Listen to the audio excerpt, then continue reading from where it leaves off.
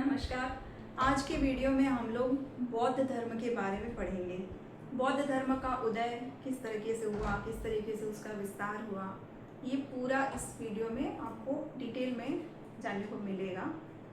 सबसे पहले हम लोग जानें कि बौद्ध धर्म का उदय कैसे हुआ, क्या कारण थे जिसकी वजह से बौद्ध धर्म जो है बहुत प्रचलित हुआ। तो जैसा कि हमने लास्ट क्लास में पढ़ा था वैदिक काल के वक्त, तो वैदिक काल में क्या था, बहुत ज़्यादा यज्ञ होते थे, कर्म कांड होते थे। तो कर्म कांड में किनकी ज़रूरत पड़ती थी? ब्राह्मणों की ज़रूरत पड़ती थी। कर्म कांड में ब्राह्मणों की ज़रूरत पड़ती थी, पुरोहितों की ज़रूरत पड़ती थी। तो क्या हो जाता था, पुरोहितों की वैल्यू बहुत ज़्यादा बढ़ जाती थी। अब पुरोहितों की, ब्राह्मणों की मतलब वैल्यू सबसे ज़्यादा हो गई, तो इसका मतलब जो बाकी हैं जैसे शूद्र हैं, इनकी वैल्यू तो बिल्कुल नगण्य गिनी जाती थी। तो ब्राह्मणों का सबसे ज़्यादा वर्चस्व होता था। हर वक्त ब्राह्मण एकदम अपने आप को पावरफुल महसूस करता था। तो इसकी वजह से जो दूसरे वर्ण थे, वर्ण व्यवस्था जो थी ना, जिसमें 4 वर्ण थे, ब्राह्मण, क्षत्रिय, वैश्य और शूद्र। तो अब जब एक वर्ण को ज़्यादा भाव मिलेगा, ज़्यादा प्रायोरिटी मिलेगी, तो बाकियों को तो थोड़ा नाराज़गी होगी ना। तो एक कारण ये था, कर्म कांड की वजह से ब्राह्मणों का वर्चस्व हो गया था।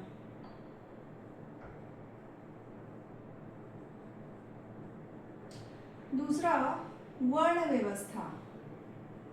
वर्ण व्यवस्था जैसा कि हमने पढ़ा था उत्तर वैदिक काल में, लेटर वैदिक पीरियड में, वर्ण व्यवस्था जो थी कैसी हो गई थी?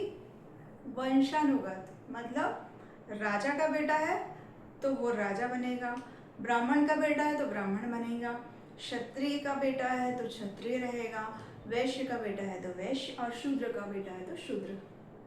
मतलब कोई इंसान अगर विद्वान है, शूद्र का कोई बच्चा है और विद्वान है, वो अगर हो सकता है कि वो कर्मकांड करना चाहता हो, लेकिन नहीं किया, करने दिया जाता था, क्योंकि वो जाति से क्या था? शूद्र था। तो इस तरीके से वर्ण व्यवस्था की वजह से बहुत ज़्यादा डिस्क्रिमिनेशन हुआ, और जो निम्न जाति के थे, शूद्र वर्ण जो थे, उनकी कंडीशन और ख़राब होती गई, क्योंकि इनको ऊपर उठने का मौका ही नहीं मिल रहा था। जो जिनकी सामाजिक स्थिति खराब थी, उनकी और ख़राब होती जा रही थी, तो उनमें असंतोष हुआ। तो वर्ण व्यवस्था भी एक कारण था। अब ये जो हमारा बौद्ध धर्म था, तो बौद्ध धर्म में वर्ण व्यवस्था को नहीं माना गया। वहाँ पे खुले दिल से सभी वर्ण वालों को स्वीकार किया गया। कोई भी आप बौद्ध धर्म को अपना सकते हैं, किसी जाति का कोई भेदभाव नहीं है, किसी वर्ण का कोई भी भेदभाव नहीं रहेगा। दूसरा रीज़न ये था वर्ण व्यवस्था। और एक बात थी, जो कर्म कांड होते थे, तो उसमें क्या दी जाती थी? पशु बलि दी जाती थी। उत्तर वैदिक काल में जब राज्य बड़े बड़े होने लगे, तो राजा अपनी शक्तियों का विस्तार करने के लिए क्या करते थे? बड़े बड़े यज्ञ करते थे। यज्ञ में क्या दी जाती थी? पशु बलि दी जाती थी। तो उस वक्त जो था, जो व्यवसाय था मुख्य, वो था खेती, एग्रीकल्चर, और क्या था? पशुपालन। अब दोनों ही चीज़ों में किसकी ज़रूरत पड़ती है? पशुओं की। अब पशु बलि दी जा रही है, तो ये दोनों ही बातें बिल्कुल कॉन्ट्रास्ट हो रही हैं, एक दूसरे को ये फॉलो नहीं कर रही हैं। तो इसीलिए ये भी एक कारण हुआ। अब देखिए, जब बौद्ध धर्म में क्या हुआ, उन्होंने शाकाहार को बढ़ावा दिया, और उन्होंने जानवरों से प्रेम करना सिखाया। तो इस तरीके से जब जानवर बचने लगे बलि देने से, बलि होने से, तो फिर ये भी एक कारण बना बौद्ध धर्म के लिए। और क्या कारण हो सकता है? और देखिए, वैश्य लोग जो हैं, वैश्य व्यापारी जो थे, मर्चेंट, तो वैश्य क्या करते थे? व्यापार करते थे, बिजनेस करते थे, पैसा कमाते थे, बहुत अमीर होते थे, बहुत रिच होते थे। जैसे अभी भी जो बिजनेसमैन हम देखते हैं, बहुत बड़े बड़े बिजनेसमैन होते हैं, बहुत पैसे वाले होते हैं। लेकिन उस वक्त वैश्य बहुत अच्छी इनकी कंडीशन होती थी, लेकिन फिर भी ये थर्ड नंबर पे गिने जाते थे वर्ण व्यवस्था में। पहले नंबर पे ब्राह्मण, सेकंड नंबर पे क्षत्रिय और तीसरे नंबर पे वैश्य का नंबर आता था। तो इनको भी थोड़ा सा, इनको भी नहीं अच्छा लगता था कि हम टैक्स ज़्यादातर कौन देते थे? वैश्य देते थे, टैक्स यही देते थे और बिजनेस भी यही करते थे। तो इकोनॉमी बहुत हद तक इन पर डिपेंडेंट थी, लेकिन फिर भी इनका नंबर आता था तीसरा। तो इनको भी कुछ खास संतुष्ट नहीं थे ये। और एक चीज़ और थी कि जब बड़े बड़े राज्य बन रहे थे तो युद्ध होने लगा था।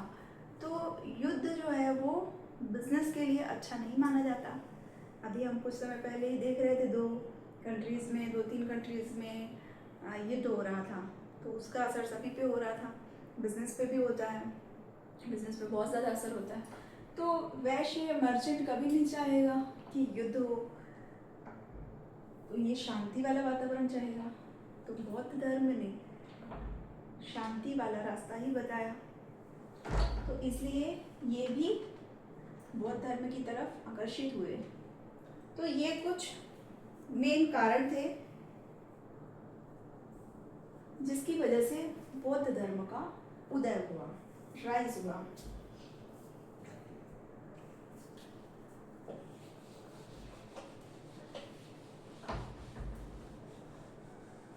अब बौद्ध धर्म के जो शुरुआत किन्होंने की, उनकी स्थापना किसने की, संस्थापक कौन थे?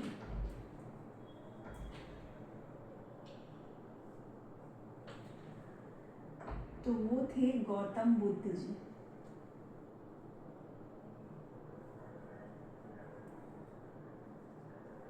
गौतम बुद्ध जी, इन्होंने बौद्ध धर्म की स्थापना की थी। इनका नाम था पहले सिद्धार्थ, इनका नाम था सिद्धार्थ।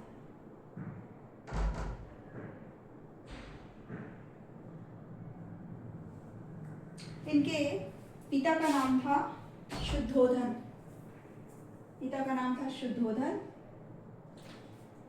जो कि एक राजा थे,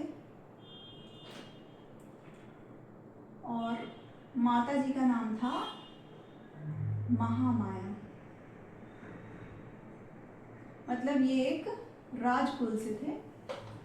सिद्धार्थ एक राजकुमार थे, शाक्य कुल से थे, तो इसलिए इनको बाद में किन किन नामों से जाना गया, उपनाम, क्या क्या इनको नाम मिले, और बुद्ध, तथागत, शाक्य मुनि।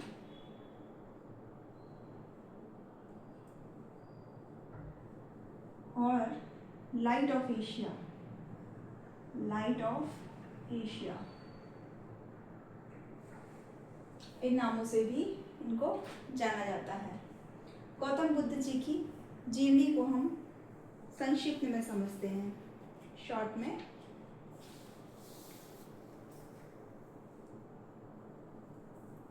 इनका जन्म हुआ था, एक हम यहाँ पर लाइफलाइन बना लेते हैं। चलिए, यहाँ पर इनका जन्म हुआ था 563 BC, मतलब ईसा पूर्व, यहाँ पर इनका जन्म हुआ था। जन्म कहाँ पर हुआ था इनका? तो लुम्बिनी नाम की जगह पे हुआ था, लुम्बिनी, ये अभी ये जगह जो है वो नेपाल में आती है।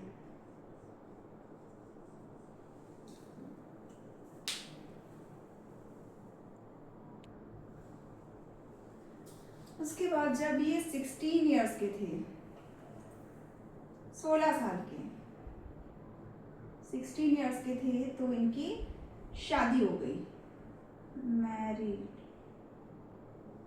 Eight 16 years. शादी किनसे हुई? यशोधरा, जो कि एक राजकुमारी थी, उनसे इनकी शादी हुई। फिर इनका एक बेटा था, बेटा हुआ, उनका नाम था राहुल।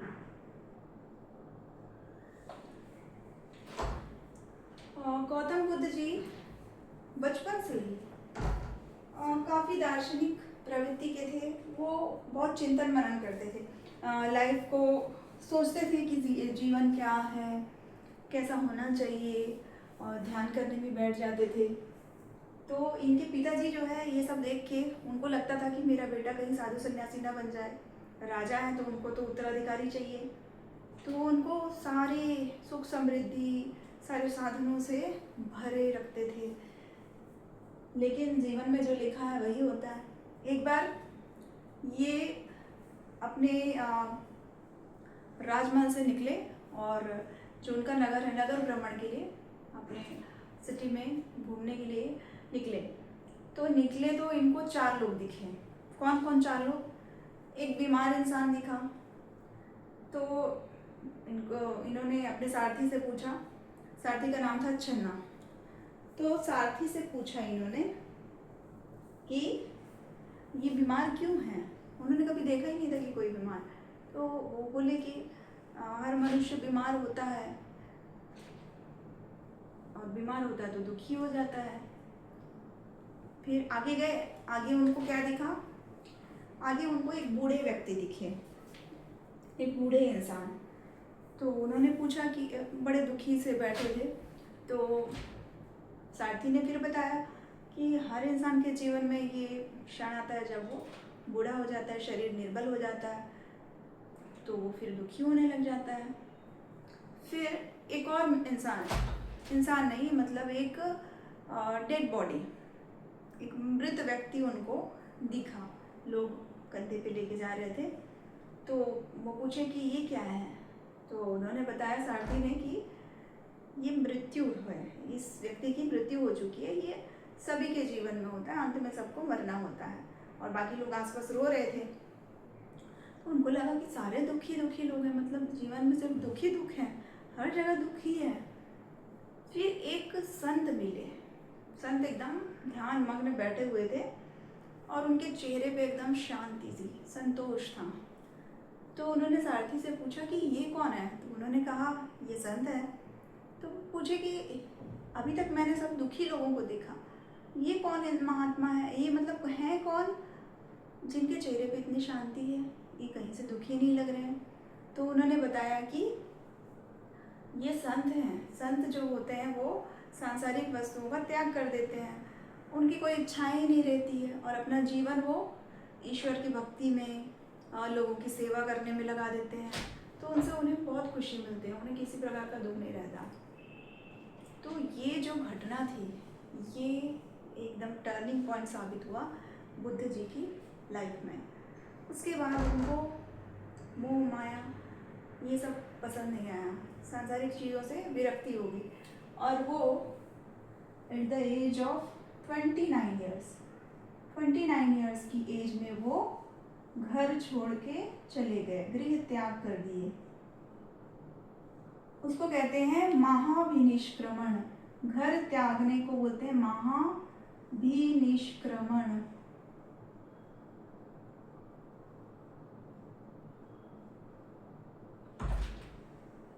अब घर त्याग के अब ये क्या किए? अब बुद्ध जी अलग अलग जगहों पे गए, उन्होंने ज्ञान प्राप्त करना था उनको, तो कई लोगों को अपने गुरु बनाए, गुरुओं से बहुत कुछ सीखा। फिर उन्होंने तपस्या भी की। फिर लगातार 49 डेज वो तपस्या कर रहे थे। उसके बाद उसके बाद उनको ज्ञान की प्राप्ति हुई। कितने उम्र में? 35 वर्ष की उम्र में। 35 वर्ष की उम्र में उनको ज्ञान की प्राप्ति हुई।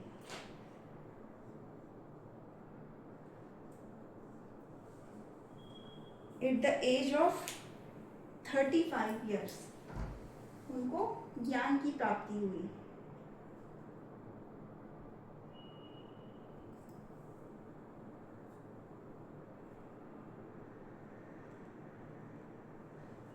ये उनको कहाँ पे ज्ञान की प्राप्ति हुई? बोध गया में। ये एक स्थान है बोध गया, जो कि अभी बिहार में आता है। ये क्वेश्चन पूछा जाता है एग्जाम में, इस पे बहुत ध्यान देंगे। बोध गया में उनको ज्ञान की प्राप्ति हुई और पीपल के वृक्ष के नीचे वो बैठे थे ना, पीपल वृक्ष के नीचे, और पास में फल्गु नदी थी, फल्गु नदी, फल्गु नदी। तो यहाँ पर उनको ज्ञान प्राप्ति हुई। ये जो ज्ञान प्राप्ति हुई इसको निर्वाण कहा जाता है, निर्वाण। अब जब इन्होंने ज्ञान प्राप्त किया, इनको पता चल गया कि जीवन में क्या करना चाहिए, जीवन की सच्चाई क्या है, तो अब इन्होंने सोचा कि अब मुझे लोगों को भी ये ज्ञान देना है। तो इन्होंने पहला उपदेश दिया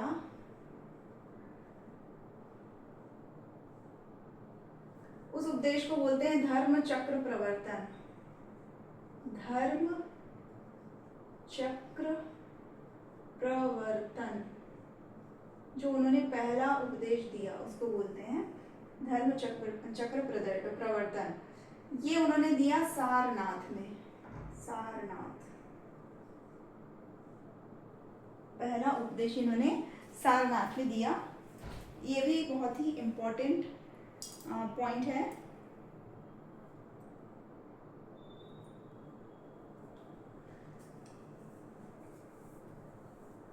इन्होंने फिर ऐसे बहुत सारे उपदेश दिए, बहुत सारे इनके अनुयायी बने, बहुत सारे राजा भी इनके अनुयायी बने और बहुत प्रचार प्रसार हुआ बौद्ध धर्म का, खासकर नॉर्थ ईस्ट की तरफ बहुत ज़्यादा हुआ। उसके बाद 80 साल की एज में, 80 वर्ष, 80 साल की उम्र में इनकी मृत्यु हो गई, जिसको बोला जाता है महापरिनिर्वाण। महापरिनिर्वाण।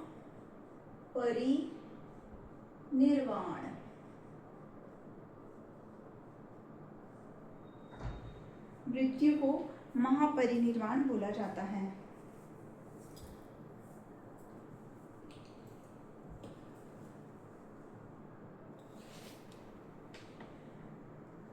एक बार फिर से रिवाइज कर लेते हैं। गौतम बुद्ध जी का जन्म हुआ था लुम्बिनी, नेपाल में 563 BC ईसा पूर्व में। उनकी शादी हो गई थी 16 साल की उम्र में यशोधरा जी से। उनका एक पुत्र था राहुल नाम का। 29 साल की उम्र में उन्होंने घर छोड़ दिया, सांसारिक चीज़ों का त्याग कर दिया, जिसे महापरिनिष्क्रमण कहा जाता है। फिर 35 साल की उम्र में उनको ज्ञान की प्राप्ति हुई, जिसे निर्वाण कहते हैं। कहाँ पर? वो 49 डेज तक तपस्या करते रहे पीपल के पेड़ के नीचे, और पास में फल्गु नदी बह रही थी, बोध गया बिहार में। उसके बाद उन्होंने पहला उपदेश दिया सारनाथ में। सारनाथ में उन्होंने पहला उपदेश दिया, जिसे धर्म चक्र प्रवर्तन कहा जाता है। और बौद्ध धर्म का विस्तार करते हुए, ऐसे उपदेश देते हुए, लोगों का जीवन सुधारते हुए 80 साल की उम्र में उनकी मृत्यु हो गई, जिसे महापरिनिर्वाण कहा जाता है। अराउंड ईयर था 483 BC। तो ये था शॉर्ट में गौतम बुद्ध जी का जीवन चक्र। ये जो इम्पोर्टेंट पॉइंट्स हैं उनको याद रखेंगे। उनका जन्म, गृह त्याग, जब उनको ज्ञान की प्राप्ति हुई, प्रथम उपदेश दिया और मृत्यु। अब जो बौद्ध धर्म में जन्म को जो इम्पोर्टेंट इवेंट्स थे इनकी लाइफ के, उनको कुछ कुछ सिंबल से, कुछ कुछ चिन्हों से दर्शाया गया है। सिंबल से, चिन्ह, जैसे जन्म है तो उनका जो जन्म है उसको कौन से सिंबल से दर्शाते हैं? लोटस, कमल, कमल के चिन्ह से।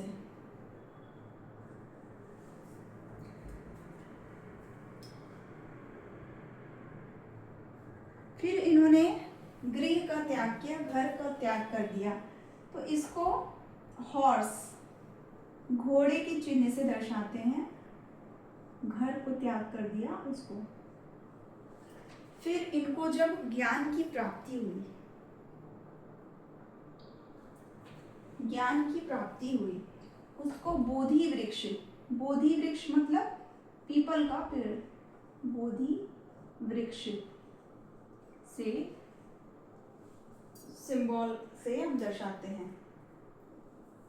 धर्म चक्र प्रवर्तन, धर्म चक्र प्रवर्तन को, इसको चक्र से, चक्र,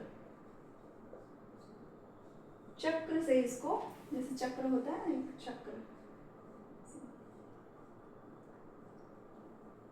चक्र, धर्म चक्र के सिंबल से इसको दर्शाते हैं।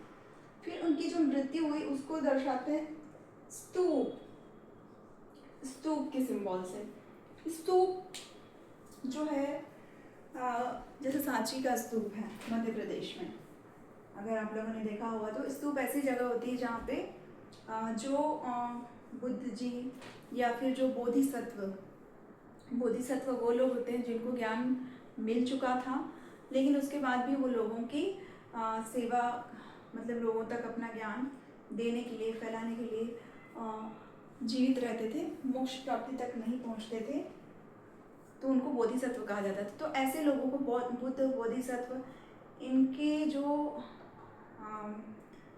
चीज़ें होती थी, जो वस्तुएं होती थी, या फिर बुद्ध जी के जो हड्डियां वगैरह हैं, जब उनको अंतिम संस्कार कर दिया गया, तो वो जो चीज़ें हैं वो स्तूप में रखा जाता है। तो इसलिए मृत्यु को स्तूप से, सिंबल से दिखाते हैं। ऐसे स्तूप इंडिया में बहुत जगह पे हैं। इंडोनेशिया में बहुत बड़ा एक स्तूप है, इंडोनेशिया जो कंट्री है वहाँ पर ऐसा बौद्ध धर्म का बहुत बड़ा स्तूप मिलता है।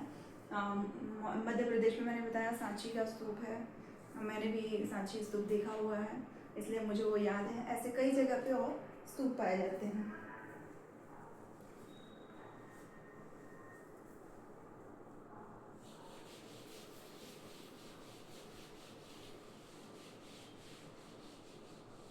अब हम चलते हैं कि बौद्ध धर्म के मेन प्रिंसिपल क्या थे, उनके सिद्धांत क्या थे, आखिर बौद्ध धर्म था क्या, क्या बताना चाहते थे वो।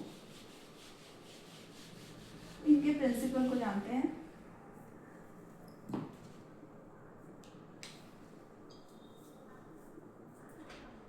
Principal, doctrine, doctrine of Buddhism.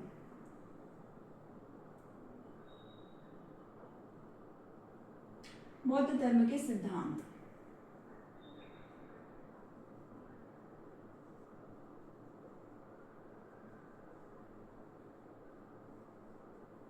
तो सबसे पहले हम जानेंगे, इसमें आता है 4 आर्य सत्य, 4 आर्य सत्य।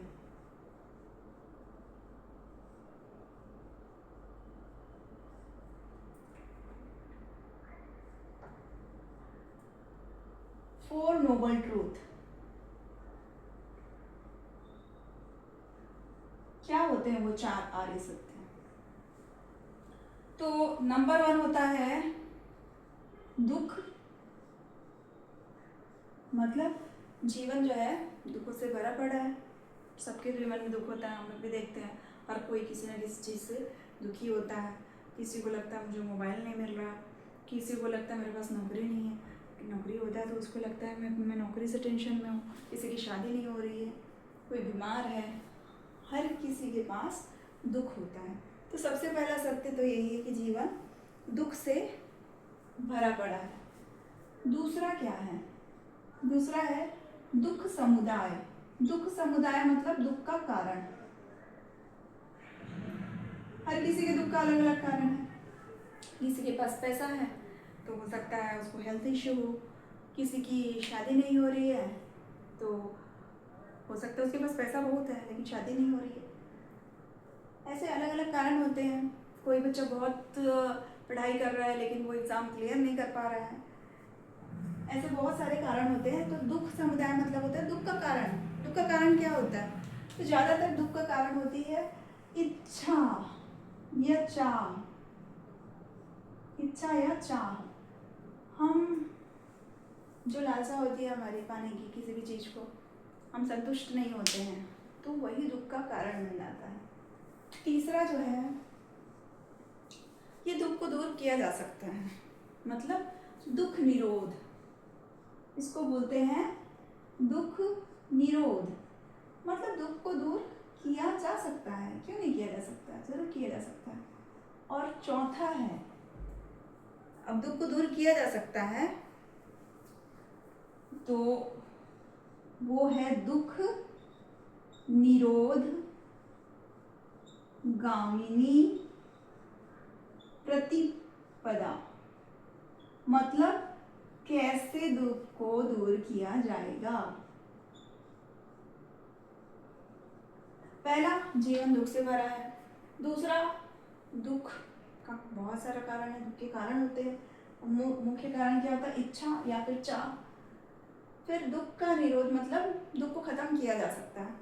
कैसे किया जा सकता है? तो वो यहाँ से हमको पता चलेगा, दुख निरोध गामिनी प्रतिपदा। अब दुख को कैसे दूर किया जा सकता है, इसके लिए इन्होंने अष्टांगिक मार्ग दिया है। अष्टांगिक मार्ग, उसको बोलते हैं 8-fold path। 8-fold path, अष्टांगिक मार्ग। अष्ट मतलब 8, अष्टांगिक मार्ग, 8-fold path। अब हम क्या पढ़ रहे हैं कि दुख को कैसे दूर किया जा सकता है, उसके लिए इन्होंने 8-fold path बताया है। फर्स्ट, सबसे पहला नंबर, पहला है राइट ऑब्जर्वेशन। राइट ऑब्जर्वेशन, जिसको बोला जाता है सम्यक दृष्टि। सम्यक दृष्टि,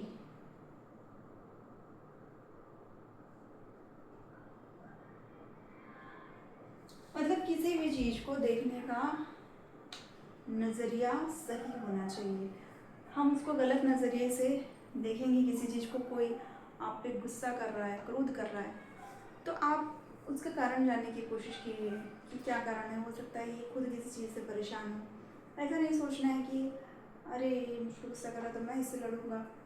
तो दृष्टि, सम्यक दृष्टि का मतलब है कि किसी भी चीज़ को आप एनालाइज करो, उसको एक नज़रिया आपका सही होना चाहिए देखने का।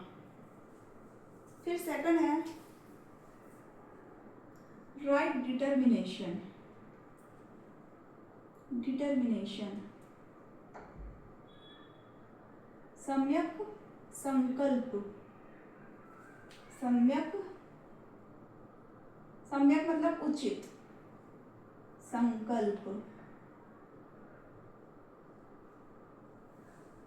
मतलब अब हमें पता है कि हाँ ये चीज़ ऐसी है, या किसी चीज़ के बारे में हमको समझ में आ गया, तो अब हम उस काम को कैसे अच्छे से करेंगे, किसी चीज़ को, उसके लिए हमको संकल्प लेना पड़ता है।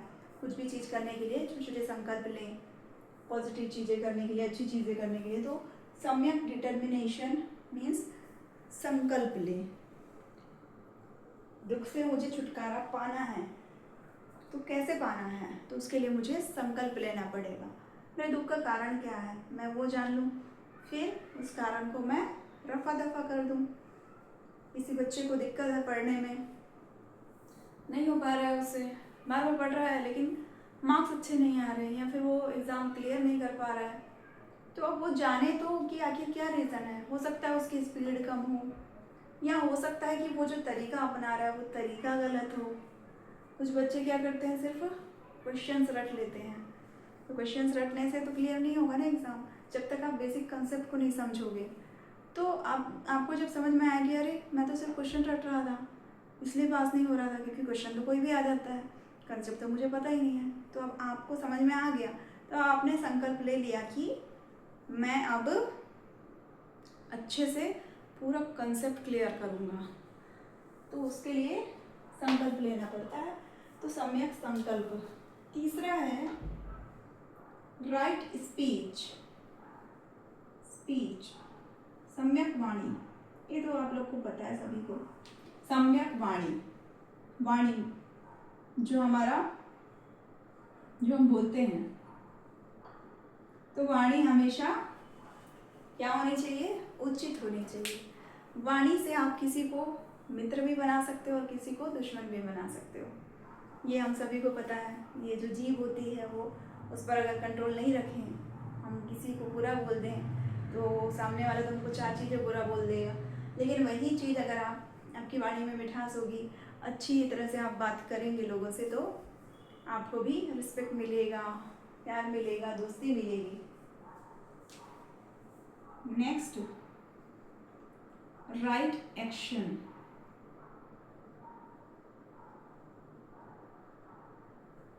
सम्यक कर्म।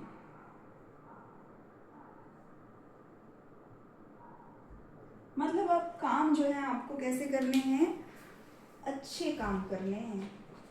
कैसे अच्छे, ऐसे काम करो जिससे आप तो खुश रहो ही, लेकिन आपकी खुशी की वजह से किसी और को दुखी ना होना पड़े।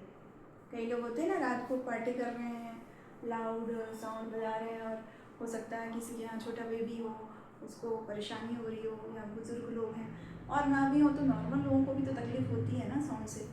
तो हमें ऐसी चीज़ खुशी के लिए नहीं अपनाना चाहिए, अपनी खुशी के लिए, जिससे दूसरों को तकलीफ हो।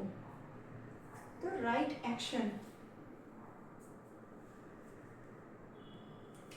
नेक्स्ट है 5th नंबर पे, राइट लाइवलीहुड।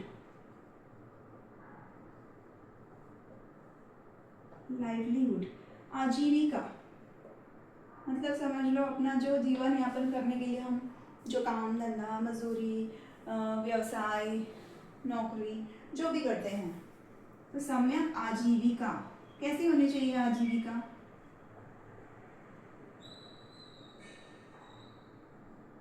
एक हम लोग देखते थे ना, कई मूवीज में देखते हैं, या फिर साहूकार लोग जो होते हैं क्या करते हैं, गरीब लोगों का खून चूस लेते हैं। मतलब गरीब लोगों को बहुत काम करवाते हैं, लेकिन पैसा जो है काम के सामने बहुत कम देते हैं, मतलब शोषण करते हैं। तो आपको अपने लिए आजीविका चलाने के लिए, अपना पेट पालने के लिए, अपना घर परिवार चलाने के लिए ऐसा कुछ नहीं करना है कि आप दूसरों के साथ गलत कर रहे हो। आपकी आजीविका सही तरीके का काम होना चाहिए।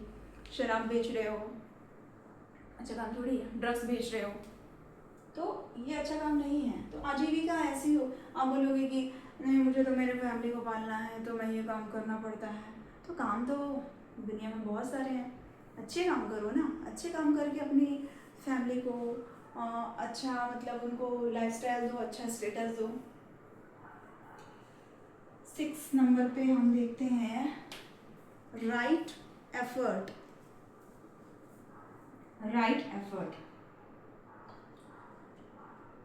उचित प्रयास, क्या बोलते हैं इसको, उचित प्रयास। सम्यक व्यायाम,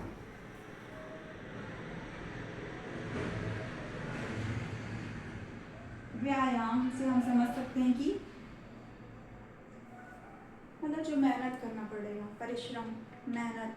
तो कुछ आपको पाना है तो उसके लिए मेहनत तो करना ही पड़ेगा, तो राइट एफर्ट होना चाहिए। फालतू का हम ज़बरदस्ती का गधे जैसे भाग रहे हैं, और फिर लगता है कि यार मैं तो बहुत काम कर रहा हूँ, कुछ रिजल्ट नहीं मिल रहा है, बहुत पढ़ रहा हूँ, तो नहीं, उससे नहीं होगा। तो किससे होगा, राइट एफर्ट से होगा। उचित सम्यक व्यायाम बिल्कुल सही होना चाहिए, प्रॉपर प्लानिंग के साथ होना चाहिए, टाइम मैनेजमेंट होना चाहिए, ये हो गया 6। उसके बाद 7 नंबर पे आता है राइट मेमोरी। यहाँ लिख देती हूँ राइट मेमोरी।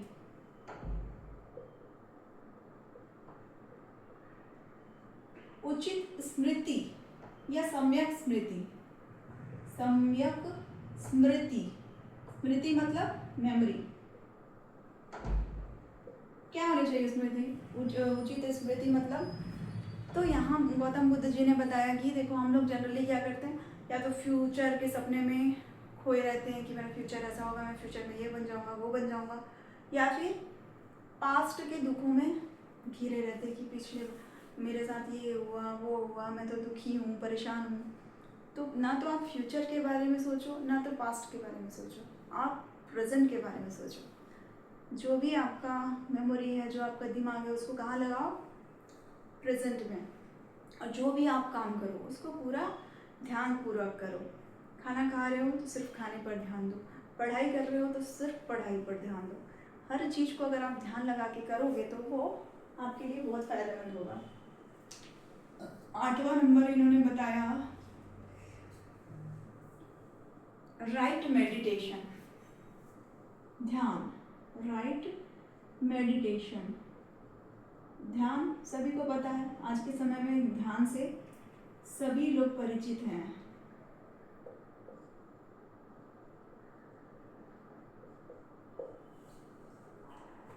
जहाँ आज के समय में हर कोई तनाव से, टेंशन से ग्रस्त है, एंजाइटी होता है लोगों को, चिड़चिड़ापन, घबराहट, नींद ना आना, न जाने कितनी सारी परेशानियाँ।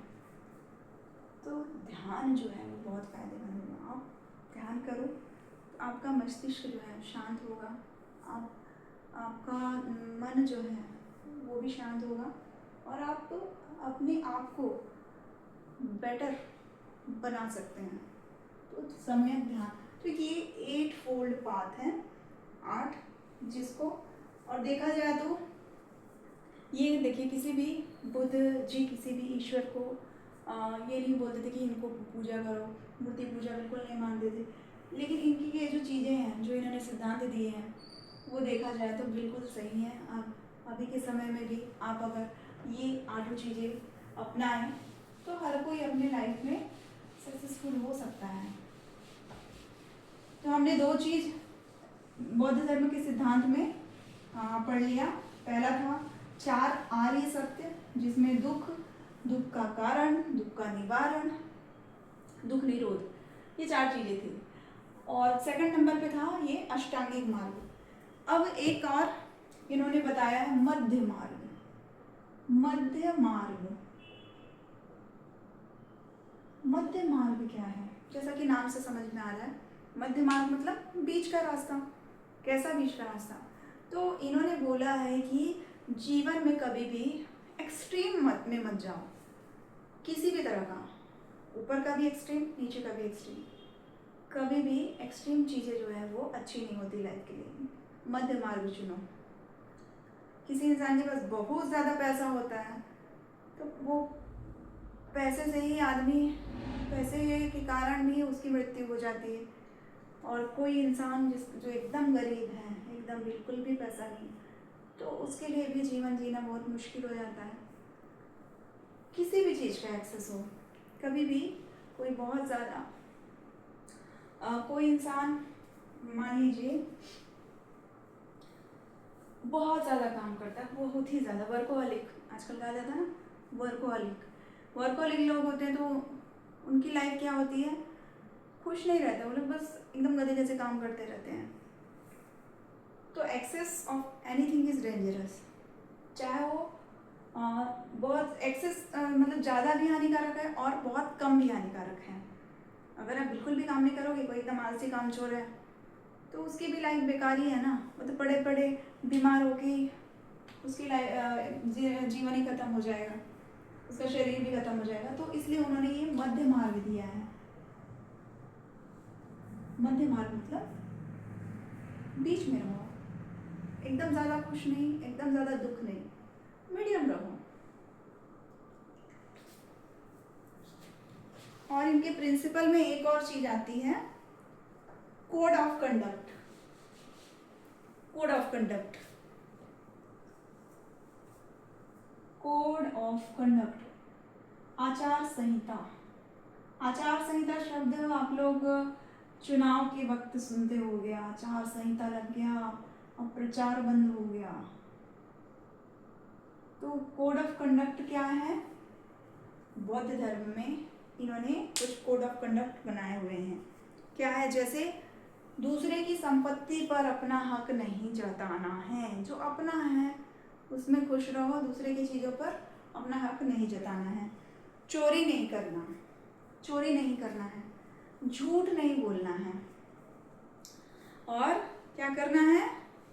भ्रष्ट कामों में नहीं लगना है, भ्रष्टाचार में नहीं लगना है, शराब जैसी चीज़ों का सेवन नहीं करना है, इंटॉक्सिकेंट नहीं लेना है। तो ये जो है इनके आचार संहिता है। अब बौद्ध धर्म में शामिल होने के लिए भी कई नियम होते हैं। तो जो लोग शामिल होना चाहते हैं उनको कई सेरेमनीज होते हैं।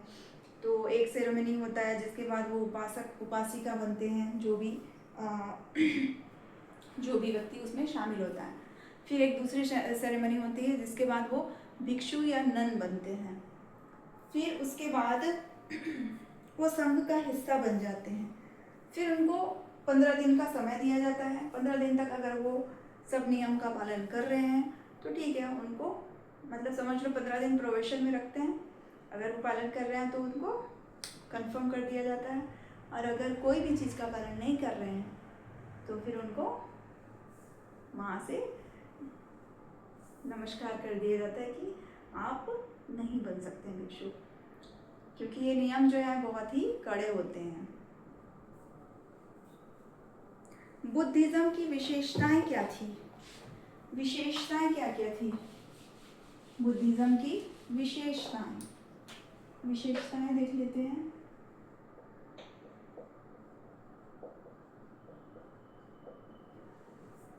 ये ईश्वर को नहीं मानते थे, या ये कह सकते हैं कि ईश्वर के अस्तित्व को ये ना मानते थे ना नकारते थे। कभी उन्होंने उस पर कुछ क्लियरली नहीं बताया। फिर आत्मा को वो नहीं मानते थे। उनको वो नहीं मानते थे कि आत्मा होती है, लेकिन वो पुनर्जन्म को मानते थे। किसको मानते थे? पुनर्जन्म को, रीबर्थ। बौद्ध धर्म के अनुसार हर इंसान मृत्यु के पश्चात फिर से जन्म लेता है, और ऐसे साइकिल चलता रहता है जब तक कि वो मोक्ष को ना प्राप्त हो जाए। मतलब जब तक वो जीवन में ऐसे काम ना कर ले कि उसे इतना ज्ञान ना प्राप्त हो जाए कि सांसारिक चीज़ों से, सांसारिक बंधनों से मुक्त हो जाएगा, तो फिर वो ये जन्म मरण के चक्र से मुक्त हो जाएगा, और तब उसको निर्वाण मिल जाएगा, मोक्ष मिल जाएगा। तो बौद्ध धर्म का लक्ष्य ही था। उन्होंने यही बताया कि जीवन का लक्ष्य क्या होना चाहिए? मोक्ष, मुक्ति। इससे, इस साइकिल से, रीबर्थ, जन्म मरण के साइकिल से मुक्ति।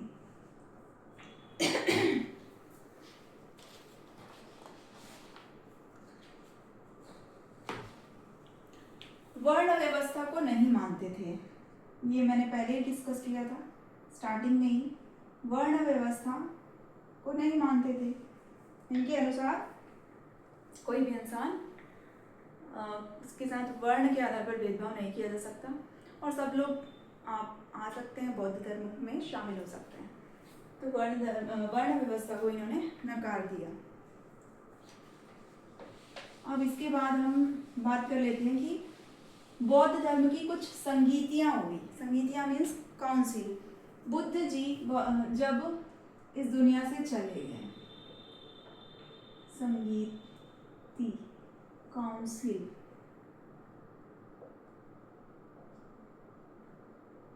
जब वो इस दुनिया से चले गए तो अब उनके शिष्यों ने सोचा कि अब हम किस तरह से बौद्ध धर्म का प्रचार प्रसार करें।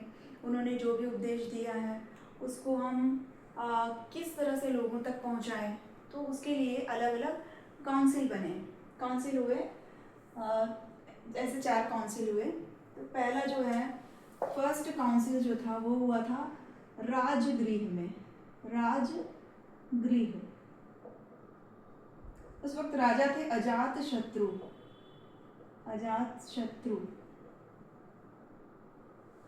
तो फर्स्ट काउंसिल हुआ था राजगृह में और राजा थे अजात शत्रु। यहाँ पर क्या हुआ, इस संगीति में सुत्त पिटक और विनय पिटक नामक 2 पुस्तकों का संकलन हुआ, कंपाइल किया गया। सुत्त पिटक में क्या था, इसमें जो बुद्ध जी ने जो उपदेश दिए हैं तो उन उपदेशों को सुत्त पिटक में कंपाइल किया गया। विनय पिटक में जो भिक्षु होते हैं, जो मठ में रहते हैं, जिस जगह पे वो रहते थे उनको मठ कहा जाता था, तो भिक्षुओं का मठ में रहने का उनका क्या नियम है, वो सब नियम कानून विनय पिटक में था। उसके बाद सेकंड जो इनका काउंसिल हुआ वो हुआ था वैशाली में। वैशाली, और इस वक्त राजा थे कालाशोक। कालाशोक नाम था राजा का। यहाँ पर इस संगीति में क्या हुआ, यहाँ पर बौद्ध धर्म महासंघिक और स्थविर, महासंघिक और स्थविर 2 हिस्सों में विभाजित हो गया। 2 हिस्सों में विभाजित हो गया। कुछ लोग थे जो कि बिल्कुल जो बुद्ध जी ने जो भी उपदेश दिया है तो बिल्कुल उसको फॉलो करते थे स्ट्रिक्टली, और कुछ थे जो उसमें कुछ चेंजेस लाना चाहते थे। तो ऐसे 2 अलग अलग ग्रुप हो गए, वो इस संगीति में हुआ, सेकंड वाले में। थर्ड जो है इनका काउंसिल हुआ था जिसमें थे पाटलिपुत्र में हुआ था। पाटलिपुत्र, जिसको अभी हम बिहार के नाम से, बिहार के पटना के नाम से जानते हैं। ये अशोक सम्राट के नाम के समय में हुआ था। सम्राट अशोक का नाम आप लोग सुने होंगे। यहाँ पर अभिधम्म पिटक, अभिधम्म पिटक इसकी रचना हुई थी। ठीक है, तो 3 पिटक थे, सुत्त पिटक, विनय पिटक और अभिधम्म पिटक, ये 3 ग्रंथ थे बौद्ध धर्म के। फिर लास्ट जो हुआ ये हुआ था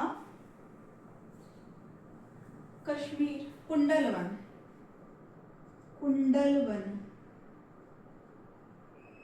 कनिष्क थे राजा, कनिष्क। यहाँ पर भी 2 हिस्सों में और बट गया, हीनयान और महायान। मतलब ये जो यहाँ पर जो बटा था वही आगे चल के और बड़ा स्वरूप ले लिया, और वो हीनयान महायान 2 अलग अलग उनके पार्ट हो गए बौद्ध धर्म के अनुयायियों के। एक हीनयान को मानते थे, एक महायान को मानते थे। हीनयान मतलब वही जो बेसिक बिल्कुल जो उपदेश जो गौतम बुद्ध जी ने दिया हुआ है तो बिल्कुल उसको एज इट इज़ उसको मानते हैं। और महायान जिन्होंने फॉलो किया तो वो लोग उसमें काफ़ी कुछ चेंजेस लाए और उसके बाद उसको फॉलो किए। तो ये थी संगीति। अब हम जानेंगे, अब बौद्ध धर्म का बहुत प्रचार प्रसार हुआ एशिया में, फिर अदर कंट्रीज में भी, जैसे श्रीलंका हो गया, इंडोनेशिया, बर्मा, म्यांमार, मतलब तो ऐसे और आसपास के देशों में भी बहुत फैला। उसके बाद अब राजा अशोक का भी समय ख़त्म हो गया।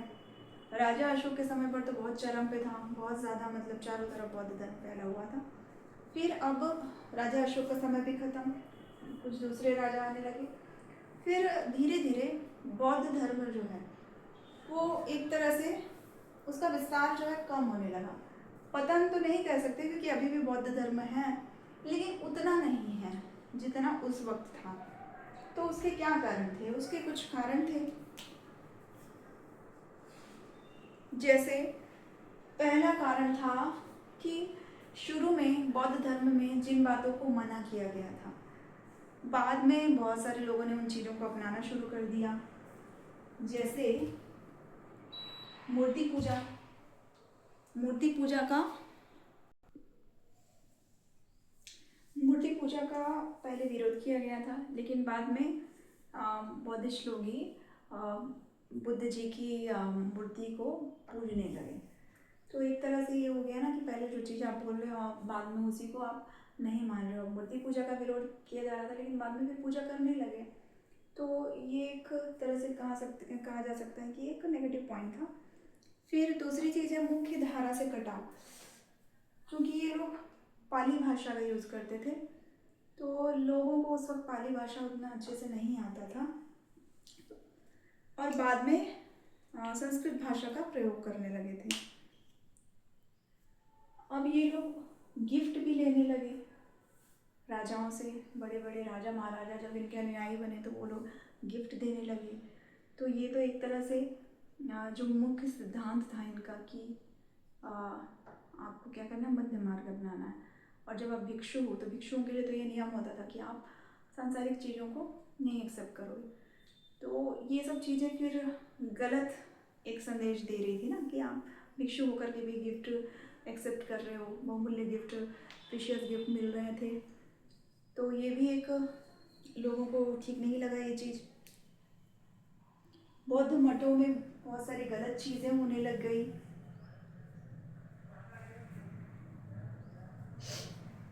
अब जो ये मठ होते थे, जब जो भी चीज़ें मिलती थी, गिफ्ट मिलता था, तो ये लोग वहीं मठों में ही एकत्रित करके रखते थे। तो वहाँ पर आक्रमण होने लगे, बाहर से कई लोगों ने आक्रमण कर दिया, तो वो खाली होने लगा खजाना। तो खाली हो गया तो अब इनके पास ज़्यादा कुछ नहीं बचता था। महिलाओं के साथ बुरा व्यवहार होने लगा, उनका शोषण भी होने लगा, जो कि पतन का बहुत बड़ा कारण था। और बाद में जब कई ऐसे शासक आए, ब्राह्मण शासक खासकर, तो अब चूंकि ये लोग वर्ण व्यवस्था को नकार देते थे, तो वर्ण व्यवस्था में वर्चस्व किसका था? ब्राह्मणों का था। तो जब ब्राह्मण शासक आए तो वो लोग फिर अब इनको भाव नहीं दिया करते थे, उन लोगों ने इनको परेशान करना शुरू कर दिया। तो ये सब कारण है बौद्ध धर्म के विस्तार कम होने का, बोल सकते हैं, क्योंकि बौद्ध धर्म अभी भी काफ़ी हद तक फैला, बट अब भारत में बहुत कम हो चुका है। तो इस तरह से ये वाला जो चैप्टर था बौद्ध धर्म हमने कंप्लीट कर लिया है। बौद्ध धर्म का उदय, उनके सिद्धांत, संस्थापक के बारे में हमने सारी जानकारी ले ली, और किस तरह से उनका धीरे धीरे विस्तार कम हुआ ये भी हमने जान लिया। तो ये वीडियो अगर आप लोग को अच्छी लगी तो आप लोग ज़रूर लाइक करें, शेयर करें और चैनल को सब्सक्राइब करें। नेक्स्ट वीडियो में हम लोग एक नए टॉपिक पे बात करेंगे। Thank you.